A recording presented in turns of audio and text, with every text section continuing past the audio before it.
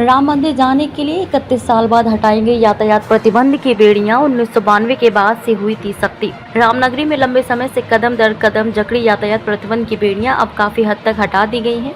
प्रशासन और पुलिस ने कई तरह की सुरक्षा बंदिशों में ढील दी है। टेढ़ी बाजार चौराहे से बैरियर हटा दिए गए। यहां से राम जन्मभूमि पथ के पास श्री राम अस्पताल तक 4 पहिए वाहनों को प्रवेश मिलने लगा है।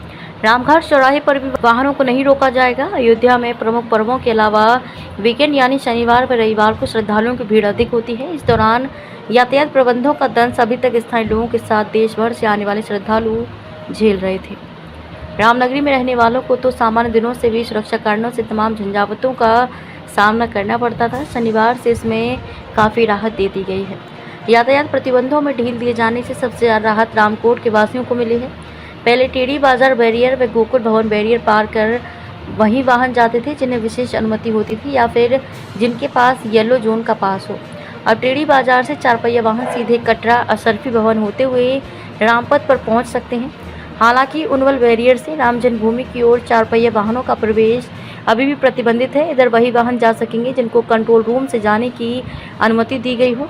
रामघाट चौराहे से भी 4 पहिया वाहनों का प्रवेश अभी तक प्रतिबंधित रहता था, लेकिन शनिवार से यहां सुगम आवाजाही शुरू हो गई।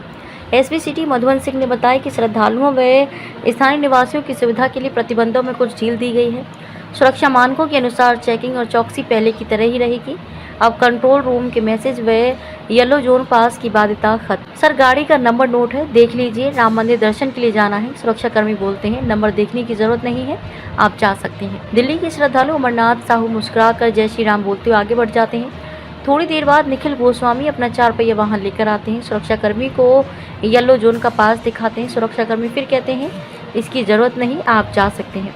यह दृश्य टेढ़ी बाजार बैरियर का है, जहां से अब तक वही 4 पहिया वाहन गुजर पाते थे जिनका नंबर कंट्रोल रूम से नोट कराया गया हो या फिर जिनके पास येलो जोन का पास है।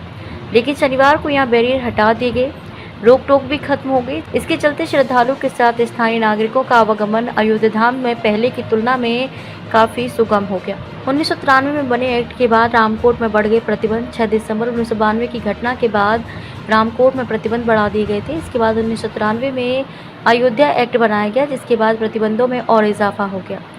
5 जुलाई वर्ष 2005 को राम जन्मभूमि पर हुए आतंकी हमले के बाद रामकोट को सुरक्षा प्रतिबंधों में जकड़ दिया गया। स्थानीय लोगों के लिए येलो जोन के पास बनाए गए। स्थानीय निवासियों को रोजाना असुविधा का सामना करना पड़ता था। यूं ही नहीं दी गई प्रतिबंधों में ढील। अयोध्या धाम में यातायात प्रतिबंधों की बेड़ियां यूं ही नहीं खोली गई हैं। चर्चा है कि लोकसभा चुनाव में फैजाबाद सीट पर भाजपा के पराजय के बाद शासन प्रशासन की आंख खुली है।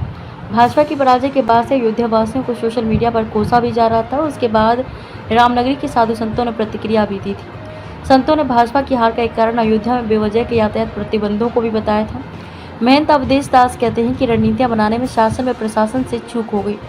जो काम अब प्रशासन कर रहा है वहीं पहले कर दिए होते तो आज शर्मिंदा ना होना पड़ता। उनका इशारा लोकसभा चुनाव में भाजपा की पराजय की ओर था। अब की रामनवमी मेले में इस कदर प्रतिबंध लागू कर दिए गए थे कि श्रद्धालुओं की संख्या बहुत कम रही। भक्त अपने गुरु आश्रमों व मठ मंदिरों तक पहुंच ही नहीं पाए। सीमाओं पर ही वाहनों को रोक दिया जाता था। साधु संतों के साथ अयोध्या का हर एक नागरिक और यहाँ आने वाले श्रद्धालु इन प्रतिबंधों से परेशान थे।